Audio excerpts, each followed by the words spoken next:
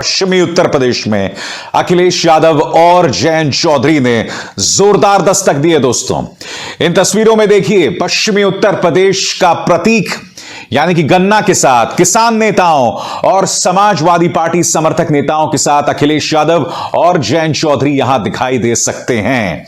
मगर आज उधर अतरौली में अमित शाह जो हैं वो अखिलेश यादव और राहुल गांधी पर हमला बोल रहे थे। सबसे पहले मैं आपको बतलाना चाहूंगा, अखिलेश यादव ने आज अपने प्रेस कॉन्फ्रेंस में एक बहुत बड़ा ऐलान किया। दोस्तों, अखिलेश यादव ने साफ तौर पर कहा है कि अगर हमारी सरकार आई तो हम मुख्यमंत्री आदित्यनाथ और केशव प्रसाद मौर्य दिन के खिलाफ ढेरों मामले हैं जिन्हें दबाने का प्रयास किया गया, उसे फिर शुरू कर सकते हैं। सुनिए उन्होंने क्या बोला। हमारे उत्तर प्रदेश के मुख्यमंत्री पर बड़े पैमाने पे धाराएं लगी थीं और डिप्टी सीएम पे भी लगी थीं। दोनों पे जितने मुकदमे थे इतने तो आईपीसी में सेक्शन नहीं बने हुए। जहां तक समीक्षा का सवाल है, मुख्यमंत्री जी पर गंभीर धाराएं हैं। अगर कोई दरखास्त देगा तो उस पर विचार किया जाएगा। दोस्तों, बात यहां नहीं रुकी। अखिलेश यादव बार बार इस बात पर जोर दे रहे थे कि यह चुनाव जो है भाईचारा बनाम नफरत के बीच में है। और उनसे पत्रकारों ने सवाल किया कि मुख्यमंत्री आदित्यनाथ ने कहा था कि 10 मार्च के बाद सारी गर्मी निकाल दूंगा मैं विपक्ष की। तो अखिलेश यादव ने कहा कि मुख्यमंत्री की भाषा से पता चल रहा है कि वो किस तरह से बौखला गए हैं। सुनिए अखिलेश यादव को। और मुख्यमंत्री जी की भाषा ये पहले दिन में नहीं सुन रहा हूं। पहले दिन की ये बात नहीं है जिस तरीके से वो बात कर रहे हैं। और मैं तो कहूंगा कि इलेक्शन कमीशन इस बात की नोटिस ले कि एक मुख्यमंत्री की भाषा ही नहीं हो सकती। और जहां तक गर्मी का सवाल है, जिस दिन गर्मी खत्म हो जाएगी उस दिन हम लोग मर जाएंगे। जितने भी हम लोग बैठे हैं, अगर गर्म खून हमारे अंदर नहीं बहे तो हम जिंदा क्या रहेंगे। लेकिन जहां तक सवाल मुख्यमंत्री जी का है, उनका एफिडेविट देखिए, कितनी धाराएं उनके ऊपर थी। भारतीय जनता पार्टी सोच रही है कि गलती तो नहीं कर दी उन्हें मुख्यमंत्री बना करके। तो ये जो मुख्यमंत्री जी के अंदर गर्मी आ रही है, वो इसलिए गर्मी आ रही है कि ये टिकट जगह जगह मांग रहे थे, इनकी मनपसंद टिकट उन्हें नहीं मिली, उन्हें वापस उन्हें घर भेज दिया गया है। प्रधानमंत्री जी ने इन्हें पैदल पैदल चलाया। जो पैदल पैदल चल रहे हैं और बेदल हैं, कभी मुख्यमंत्री से पूछेगा उनका दल कौन सा है, क्या वो भारतीय जनता पार्टी के सदस्य हैं। और भारतीय जनता पार्टी ने तय किया है कि जिस तरीके से इन्हें पैदल पैदल चलाया, आने वाले समय में इनको कुछ मिलने वाला नहीं है, इसलिए इनकी भाषा बदल गई है। और जब से गठबंधन के लोग और गठबंधन के लोगों को समर्थन मिला है, इनके चेहरे पर तोते उड़ गए। और दोस्तों, अब मैं आपको बतलाना चाहूंगा कि आखिर किस बयान का जिक्र यहां पर अखिलेश यादव कह रहे थे। किस तरह से गर्मी निकालने की बात मुख्यमंत्री आदित्यनाथ ने कही थी, आप खुद सुनिए। एक गर्मी जो अभी किराना में और मुजफ्फरनगर में कुछ जगह दिखाई दे रही ना, ये सब शांत हो जाएगी इसके बाद। क्योंकि गर्मी कैसे शांत होगी, ये तो मैं मई और जून में भी इसको बहुत शिमला बना देता हूं। तो कहीं ना कहीं अखिलेश यादव ऐसे ही बयानों का जिक्र कर रहे थे। वो बार बार यही कह रहे थे कि मुख्यमंत्री जो हैं वो तमाम भाषाई हदों को पार कर रहे हैं और इस तरह की बयानबाजी कर रहे हैं। और दोस्तों, यही वजह है कि अखिलेश यादव ये कह रहे हैं कि भारतीय जनता पार्टी को जीत का एकमात्र रास्ता दिखाई देता है और वो है डर। भारतीय जनता पार्टी डर के आधार पर यह चुनाव जीतना चाहती है। क्या कहा अखिलेश ने, खुद सुने। और डर का चुनाव भी है। भारतीय जनता पार्टी के लोग डरा करके चुनाव लड़ना चाहते हैं। मैं आने वाले समय में भरोसा दिलाता हूं कि जिस तरीके से 100 नंबर जो अब 112 हो गई है, पहले तय था कि हर 8 किलोमीटर पे एक गाड़ी होगी या 12 किलोमीटर के बीच में गाड़ी होगी। अगर कानून व्यवस्था को और ठोस कानून व्यवस्था मजबूत करने के लिए अगर गाड़ियों को बढ़ाना भी पड़ेगा और फोर्स को बढ़ाना पड़ेगा, तो समाजवादी सरकार में फोर्स बढ़ेगी।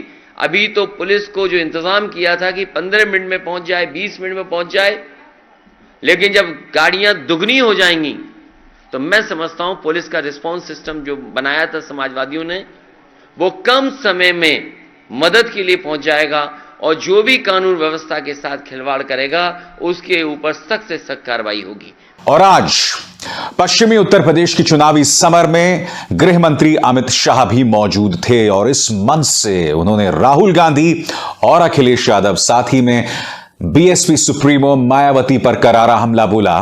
मगर एक जगह जो उन्होंने बात कही वो मुझे बहुत अटपटी लगी दोस्तों। उन्होंने जिक्र किया कि एक इत्र कारोबारी के घर पर रेड पड़ी जो कि समाजवादी पार्टी का समर्थक था और उसके घर से 250 करोड़ मिले। अभी एक समाजवादी इत्र वाले के यहां रेड हुई, 250 करोड़ रुपया निकला। 250 के मंच पूरा भर जाए इतना रुपया। अब रेड करी तो क्या मोदी जी राजनीति करते हैं? भाई आपका पहले ये बता दो कि एक इत्र वाले के वहां रेड हुई और 250 करोड़ रुपया बेनामी पकड़ा गया, इससे आपके रिश्ता क्या है? बताना चाहिए नहीं बताना चाहिए? और अगर रिश्ता नहीं है तो आपको दुख क्यों हो रहा है? क्यों दुख हो रहा है? क्योंकि हमारे चुनाव लड़ने की व्यवस्था थी। अरे भाई 250 करोड़ रुपया, 250 करोड़ रुपया। मित्रों, ये लोग पारदर्शी से शासन नहीं कर सकते, भ्रष्टाचार से मुक्त नहीं कर सकते।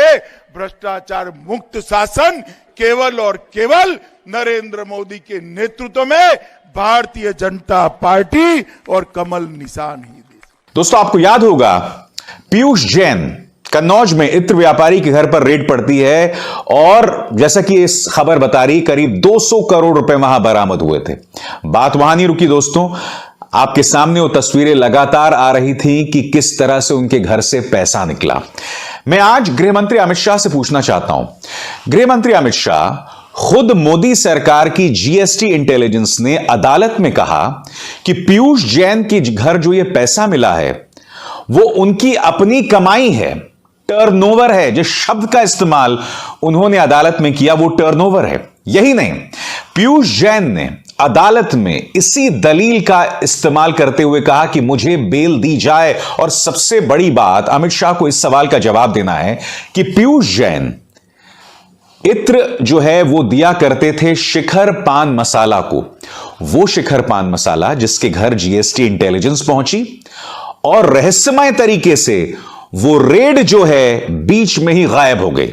जी हां, वो शिखर पान मसाला जो भारतीय जनता पार्टी की समर्थक है। और यही नहीं दोस्तों, पीयूष जैन के घर में भी क्या हुआ, उस रेड को लेकर क्या हुआ और जीएसटी इंटेलिजेंस किस तरह के बयानात जो है अदालत में दे रही थी, तो इन सवालों का जवाब तो बीजेपी को देना होगा। पीयूष जैन, जहां तक मैं जानता हूं, एक स्वतंत्र कारोबारी हैं, मगर अगर उनके कोई लिंक्स जुड़ते दिखाई देते हैं वो तो बीजेपी से हैं। तो फिर गृह मंत्री अमित शाह इस तरह से झूठ क्यों बोल रहे हैं उत्तर प्रदेश की जनता को? और मैं ये समझना चाहता हूं कि भारतीय जनता पार्टी के नेताओं को ऐसा क्यों लगता है कि वो लगातार जनता से झूठ बोल सकते हैं। आखिर उसकी वजह क्या है? मैं आपको एक और मिसाल देता हूं। बार बार जो अखिलेश यादव कह रहे हैं ना कि मुख्यमंत्री आदित्यनाथ झूठ का इस्तेमाल कर रहे हैं, नफरत का इस्तेमाल कर रहे हैं, आपको याद होगा उन्होंने ये बयान दिया था जो आपके स्क्रीन पर है। मुजफ्फरनगर दंगे में हिंदुओं को बंदूकों से भुना गया था, 60 से अधिक हिंदू मारे गए थे और 1500 से अधिक जेल गए थे, गांव के गांव खाली हो गए थे। समाजवादी पार्टी की यही पहचान है। मैंने बार बार कहा है और उस वक्त भी कहा है जब 2013 में दंगे हुए थे। 2013 के मुजफ्फरनगर दंगे अखिलेश यादव के प्रशासन पर, उनके गवर्नेंस पर, बतौर मुख्यमंत्री उन पर दाग माना जाएगा। मगर मैं सीधा सवाल यह पूछना चाहता हूं कि मुख्यमंत्री आदित्यनाथ झूठ क्यों बोल रहे हैं? वो ये क्यों बोल रहे हैं कि 60 हिंदू मारे गए थे? मैं आपको बतलाना चाहता हूं टाइम्स ऑफ इंडिया की रिपोर्ट क्या कहती है और न्यूज क्लिक ने इस पर फैक्ट चेक किया, यानी कि हकीकत की जानकारी जुटाई है। मैं आपको पढ़ के सुनाना चाहता हूं। जो फैक्ट चेक किया सबसे पहले न्यूज क्लिक ने, वो आपके स्क्रीन पर, मुजफ्फरनगर दंगों में 60 हिंदुओं की मौत का दावा गलत है। मीडिया रिपोर्ट यानी कि टाइम्स ऑफ इंडिया की खबर के मुताबिक मुजफ्फरनगर में 27 अगस्त 2017 से 17 सितंबर 2017 यानी कि 21 दिन तक चले इस दंगे में कुल 62 लोगों की मौत हुई थी। इनमें 42 मुसलमान और 20 हिंदू थे। मुजफ्फरनगर दंगे एवं उसके आसपास के क्षेत्रों में हुए दंगों में लूट, आगजनी और बलात्कार के कुल 510 केस दर्ज हुए थे। 4500 से ज्यादा लोग नामजद और 1480 लोग गिरफ्तार हुए थे। इस बारे में सरकारी दस्तावेज हासिल नहीं हो पाए हैं। हालांकि सभी मीडिया रिपोर्ट सरकारी आंकड़ों के आधार पर ही लिखी गई है। यानी कि इससे साफ हो जाता है कि 42 मुसलमान और 20 हिंदू मारे गए थे। तो मुख्यमंत्री आदित्यनाथ, आप इस तरह की गलत बयानबाजी क्यों कर रहे हैं? क्या भारतीय जनता पार्टी को लगता है कि हिंदू वोट्स भड़काकर, झूठे बयान देकर ही हासिल हो सकते हैं? आखिर मुख्यमंत्री आदित्यनाथ और गृह मंत्री अमित शाह ऐसा क्यों कर रहे हैं? क्यों गलत बयानी कर रहे हैं?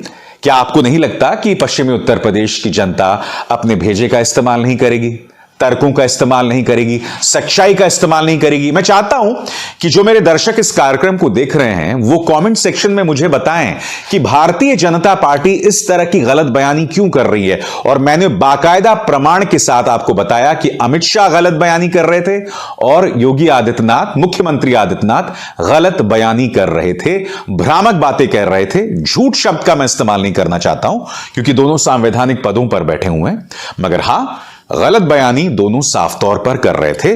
और मैं चाहूंगा कि आप कमेंट सेक्शन पर मुझे यह भी बताएं कि आपको क्या लगता है कि बीजेपी ऐसा क्यों कर रही है। हालांकि मुझे पता है दोस्तों, भारतीय जनता पार्टी ऐसा क्यों कर रही है, क्योंकि जहां पर भी अखिलेश यादव जा रहे हैं उन्हें जबरदस्त प्रतिक्रिया मिल रही है। और आज भी आप देखिए दोस्तों, इस वीडियो का यह अंश देखिए किस तरह से अखिलेश यादव को वहां पर प्रतिक्रिया मिल रही है। उनके साथ जयंत चौधरी हैं। अब दिलचस्प बात यह होगी देखने लायक कि क्या ये तस्वीरें, क्या ये समर्थन जो दिखाई दे रहा है वो वोट्स में तब्दील होगा या नहीं। या ऐसा तो नहीं होगा कि आखिरी 48 घंटे में भारतीय जनता पार्टी कुछ ऐसा खेल कर देगी जिसके बाद बीजेपी एक बार उसी दमखम के साथ सत्ता में दोबारा आ जाए।